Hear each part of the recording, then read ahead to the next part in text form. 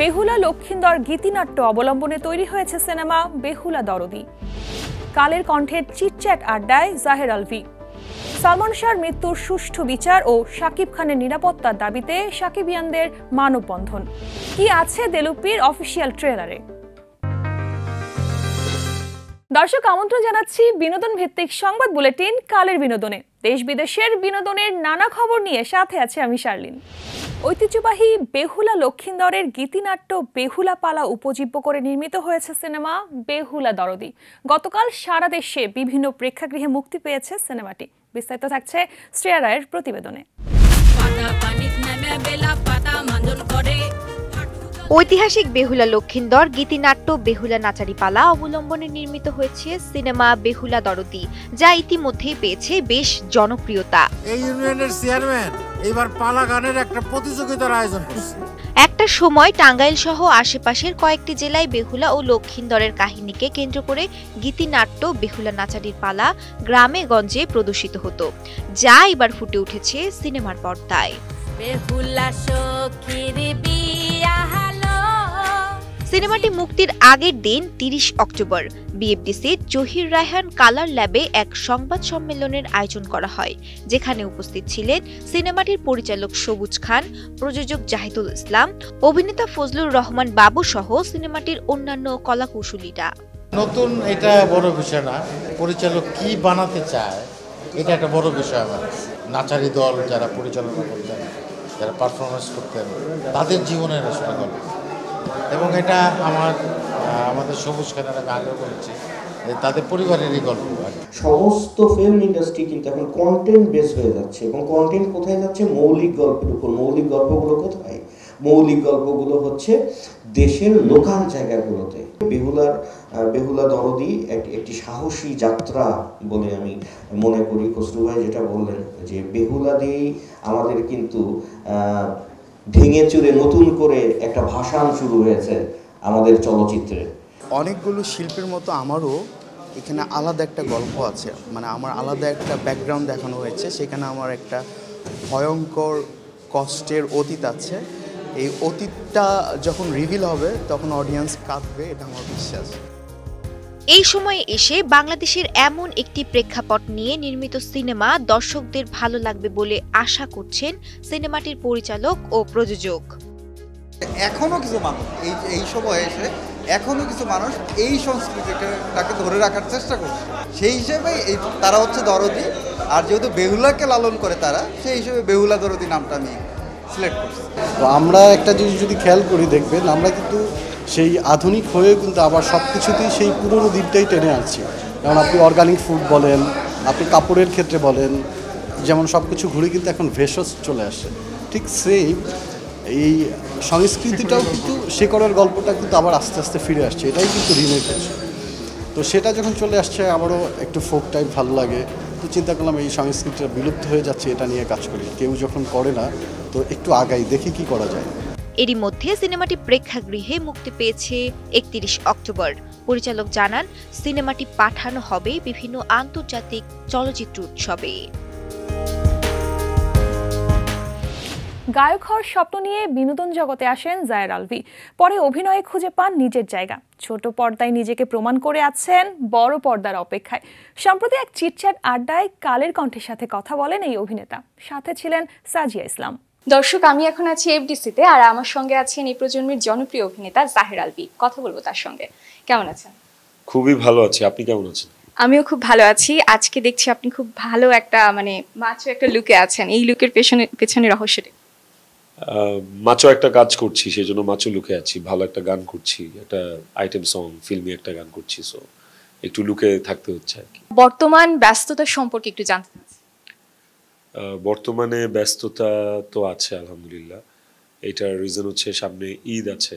ঈদের কাজগুলো এখন থেকেই করতে হচ্ছে বা প্ল্যানিং শুরু হয়ে গেছে, তো ব্যস্ততা একটু আছে এই মুহূর্তে। আসলে আমি একটা মিউজিক ভিডিও করছি। আমি মিউজিক ভিডিও এমনিতে একটু কম করি। আমার কাছে যেটা মনে হয় যে মিউজিক ভিডিওর প্রাণ হচ্ছে গান।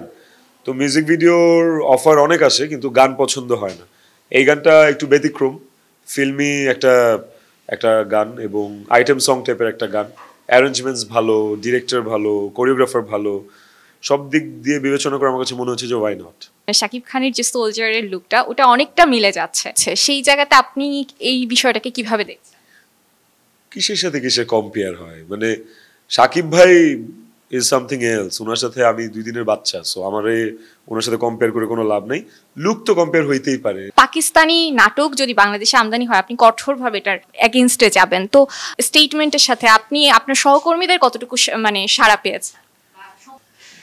দেখেন, যারা বাংলাদেশ ভালোবাসে তারা সবাই সমর্থন করেছে, যারা আসলে একটু কি বলো এটাকে, দেশের প্রতি আমার মনে হয় যাদের ভালোবাসা একটু কম তারা সমর্থন করে নাই। Very simple.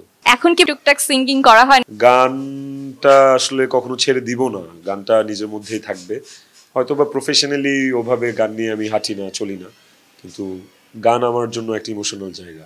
নাটক হচ্ছে জানোয়ার, তো এই নাটক করতে যে কোনো একটা সিকোয়েন্সের সাথে কি আপনার ব্যক্তিগত জীবনের কোনো ছাপ খুঁজে পেয়েছেন? না না না, আমি একদমই জানোয়ার টাইপের লোক না, আমি খুবই humble. I am bad for the bad people actually, আর আমি যারা ভালো তাদের জন্য আমি খুবই হাম্বল এবং বিনয়ী। ফ্যান্সদেরকে বলবো যে যেভাবে ভালোবাসা দিয়ে আসছেন এভাবেই ভালোবাসেন, ভুল করলে ধরিয়ে দেন, সমালোচনা করেন, সমস্যা নাই, কিন্তু আপনাদের অন্তরে রাখেন। প্রচুর বাংলা নাটক দেখেন, প্রচুর জাহের আলভী নাটক দেখেন। শাকিব খানের একনিষ্ঠ ভক্তদের সংগঠন সাকিবিয়ান তার প্রিয় নায়কের নিরাপত্তার দাবিতে একটি শান্তিপূর্ণ মানববন্ধন কর্মসূচির আয়োজন করেন। 31 অক্টোবর বিকেল 4টায় এফডিসি গেটে আয়োজিত মানববন্ধনে শাকিব খানের জীবন ও সম্মানের নিরাপত্তার দাবি জানান তারা।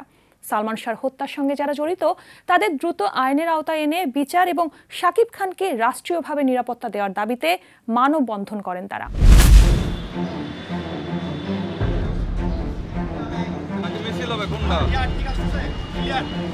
সালমান শাহ ভাইয়ের হত্যার সাথে যারা জড়িত তাদেরকে যেন সুষ্ঠুভাবে আইনের আওতায় এনে বিচার করা হয়, এটা আমাদের একটা দাবি। আর 2 নম্বর দাবি হলো মেগাস্টার শাকিব ভাই তাকে যেন রাষ্ট্রীয় নিরাপত্তা দেওয়া হয়। সালমান শাহের হত্যাকারীদেরকে বের করতে পারে, শাকিব খানকে নিয়ে যারা চক্রান্ত নিয়ে বসে আছে যে তাকে দুনিয়া থেকে কিভাবে সরানো যায় চিন্তা ভাবনা মাথায় আছে, তারা কিন্তু ভাববে যে 29 বছর আগের হত্যাকারীদেরকে বের করতে পারছে, আমাদের অবস্থা খুব খারাপ হয়ে যাবে। মিজু আহমেদ যখন ছিলেন বাংলা চলচ্চিত্রে তখন কিন্তু শাকিব খানকে মারার জন্য 50 কোটি টাকা বাজেট করা হয়েছিল যে তাকে মারার জন্য। আপনারা এগুলো হাতিয়ে দেখবেন যে কারা এই টাকাগুলো দিচ্ছে এবং এত টাকা দিচ্ছে শুধু একজন সুপারস্টারকে মারার জন্য।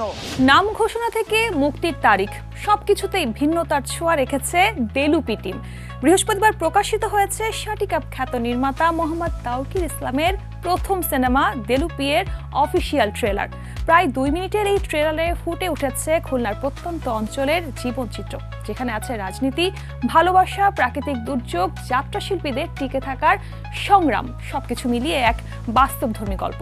ট্রেলারের শুরুতেই শোনা যায় বহুল প্রচলিত সংলাপ। এই সংলাপই যেন ইঙ্গিত দেয় গল্পের জটিল আবেগ ও পরিবর্তনের ইঙ্গিতকে। দেলুপি 7 নভেম্বর মুক্তি পাবে খুলনায়, এরপর 14 নভেম্বর থেকে ঢাকা সহ সারা দেশের প্রেক্ষাগৃহে দেখা যাবে সিনেমাটি। দর্শক, এই মুহূর্তে নিয়ে নিচ্ছি ছোট্ট একটি বিরতি, ফিরে এসে জানবো অভিনেতার ক্যামিও দৃশ্য নষ্ট করলো ছেলের স্কুল লাইফ। নেটফ্লিক্সে আসছে স্ট্রেঞ্জার থিংস 5। টানা তৃতীয়বার অর্জন করেছে দেশের সেরা সুপার ব্র্যান্ড স্বীকৃতি বসুন্ধরা টিস্যু। দর্শক, বিরতির পর আবারও স্বাগত জানাচ্ছি বিনোদন ভিত্তিক সংবাদ বুলেটিন কালের বিনোদনে, সাথে আছে আমি শার্লিন। শুনলে অবাক হবেন, বলিউডের জনপ্রিয় অভিনেতার ক্যামিও দৃশ্য নষ্ট করেছে ছেলের স্কুল লাইফ। সম্প্রতি এমনই এক ঘটনার সম্মুখীন হয়েছে এক তারকা। বিস্তারিত থাকছে শ্রেয়া রায়ের প্রতিবেদনে। বর্তমান সময়ের আলোচিত web series the ব্যাডস of Bollywood, যা নিয়ে আলোচনা সমালোচনা যেন শেষই হয় না। বলিউডের রিয়েল লাইফের নানা দিক ওয়েব সিরিজটিতে চোখে পড়েছে দর্শকদের, যা নিয়ে বিপাকে পড়েছেন ইমরান হাশমি। ইমরান হাশমি সম্প্রতি এক সাক্ষাৎকারে জানিয়েছেন তার ছেলে আয়ান হাশমি তার অভিনীত নতুন প্রজেক্ট দ্য ব্যাডস অব বলিউড নিয়ে মোটেও খুশি নন। অভিনেতার কথায়, আয়ান এখন স্কুলে যেতেও চাচ্ছে না, কারণ এটি নিয়ে বন্ধুদের মধ্যে হাসি ঠাট্টা চলছে। ইমরান হাশমি বলেন, আয়ান সত্যিই খুব লজ্জিত। ওর স্কুলে কিছু সোসাইটি আছে যেখানে নানা বিষয় শেখানো হয়, কিন্তু ওর সব বন্ধু এখন ওকে জিজ্ঞাসা করছে তুমি কেন ইন্টিমেসি কোচ হচ্ছ না। অভিনেতার কথায় ছোট ছেলে আয়ান মজার ছলে এমন মন্তব্য করেছে, তুমি আমার জন্য স্কুলের সবকিছু নষ্ট করে দিচ্ছ। এই আলোচনা মূলত দ্য ব্যাডস অব বলিউডের একটি দৃশ্যকে কেন্দ্র করে, যেখানে অভিনেতা রাঘব জুয়েলের শারীরিক ঘনিষ্ঠতা শেখার জন্য ইমরান হাশমির কাছে যান। উল্লেখ্য, সিরিজের এই ক্যামিও দৃশ্যে ইমরান হাশমি নিজেই অভিনয় করেছিলেন। অভিনেতা জানিয়েছেন এই দৃশ্যটি আসলে একটি বাস্তব ঘটনার অনুপ্রেরণায় তৈরি। 5 বছরের প্রতীক্ষার পর ফিরছে স্ট্রেঞ্জার থিংস। শেষ যুদ্ধের ঘণ্টা বেজে গেছে। 11-এর চোখে আগুন, হকিন্সের আকাশে ছায়া। এবার লড়াই শুধু টিকে থাকা নয়, পুরো পৃথিবী বাঁচানোর। বিস্তারিত থাকছে মিষ্টি খাতুনের প্রতিবেদনে।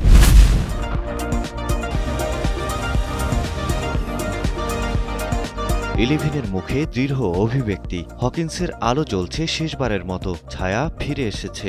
এবার সবকিছু শেষ করার যুদ্ধ শুরু। 5 বছরের অপেক্ষার পর নেটফ্লিক্সে এসেছে স্ট্রেঞ্জার থিংস 5-এর বহুল প্রতীক্ষিত সেই ট্রেলার।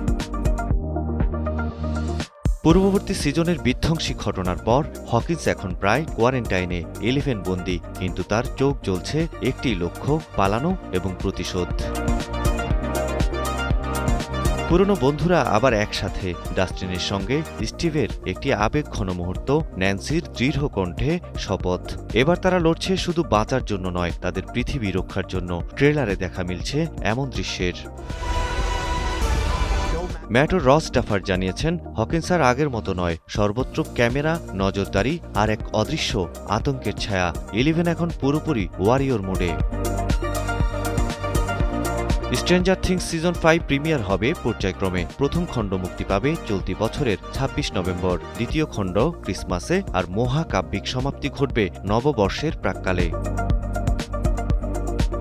4 মৌসুম ধরে দর্শককে হাসিয়েছে, কাঁদিয়েছে, ভয় দেখিয়েছে জনপ্রিয় এই সিরিজ। এবার স্ট্রেঞ্জার থিংস শেষ হতে যাচ্ছে এক মহাকাব্যিক অন্ধকারাচ্ছন্ন যুদ্ধে। আপসাইড ডাউন কি এবার সত্যি বন্ধ হবে, নাকি সবকিছু কেবল শুরু? সময় দেবে সেই উত্তর। দর্শক, সময় হলো আরো একটা ছোট্ট বিরতির। ফিরে এসে জানবো আজও উজ্জ্বল 1000 বছরের পুরনো ফ্যাশন। টানা তৃতীয়বার অর্জন করেছে দেশের সেরা সুপার ব্র্যান্ড স্বীকৃতি বসুন্ধরা টিস্যু। দর্শক, বিরতির পর আবারও স্বাগত বিনোদন ভিত্তিক সংবাদ বুলেটিন কালের বিনোদনে। সাথে আছে আমি শার্লিন।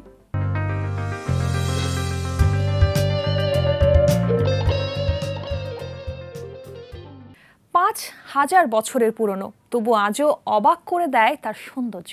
ফ্যাশনের শুরু সেই টারখান ড্রেস যেন সময়ের বুকে লেখা প্রথম র্যাম্প ওয়ার্ক, যেখানে জেগে আছে প্রাচীন মিশরের রুচি, শিল্প আর ভালোবাসার ছোঁয়া। বিস্তারিত থাকছে মিষ্টি খাতুনের প্রতিবেদন। ফ্যাশন কথাটা শুনলেই মাথায় আসে নতুনত্ব। তবে জানেন কি, শানেল, ডিওর সহ বিখ্যাত সব ব্র্যান্ডের আগেও ছিল এমন এক পোশাক যা বানানো হয়েছিল প্রায় 5000 বছর আগে। সেই থেকেই ফ্যাশন ইতিহাসের সূচনা। অবিশ্বাস্য সেই পোশাকের নাম টারখান ড্রেস।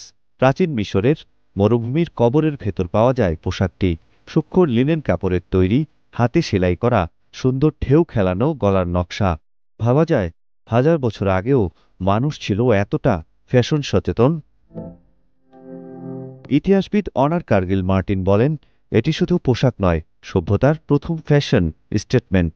এই পোশাক পরীক্ষা করেন তিনি, যাতে ধরা পড়ে মিশরীয় হাতের নিখুঁত দক্ষতা আর শিল্পবোধ। ফ্যাশন বদলেছে যুগে যুগে, কিন্তু এই টারখান ড্রেস যেন জানান দেয় মানব ইতিহাসের প্রথম সূক্ষ্ম সুতাতেই লুকিয়ে ছিল আজকের ফ্যাশন দুনিয়ার বীজ। এটি শুধু একটি পোশাক নয়, সময়ের সাক্ষী, সভ্যতার প্রথম র্যাম্প ওয়াকের নিঃশব্দ স্বাক্ষর। এই পোশাকে মিশে আছে নিখুঁত হাতের ছোঁয়া, প্রাচীন সভ্যতা আর ভালোবাসা স্মৃতি। ফ্যাশন, সংস্কৃতি আর ইতিহাস সব মিলে এই এক টুকরো কাপড়ে লেখা রয়েছে মানব সভ্যতার গল্প। দর্শক, এই ছিল বিনোদন ভিত্তিক সংবাদ বুলেটিন কালের বিনোদনের আজকের আয়োজন। বিনোদন ও লাইফস্টাইলের সব খবর জানতে ভিজিট করুন আমাদের ফেসবুক পেজ ও ইউটিউব চ্যানেল। কাল ঠিক একই সময়ে আবারও দেখা হবে। ততক্ষণ পর্যন্ত ভালো থাকুন, কালের কণ্ঠের সাথেই থাকুন।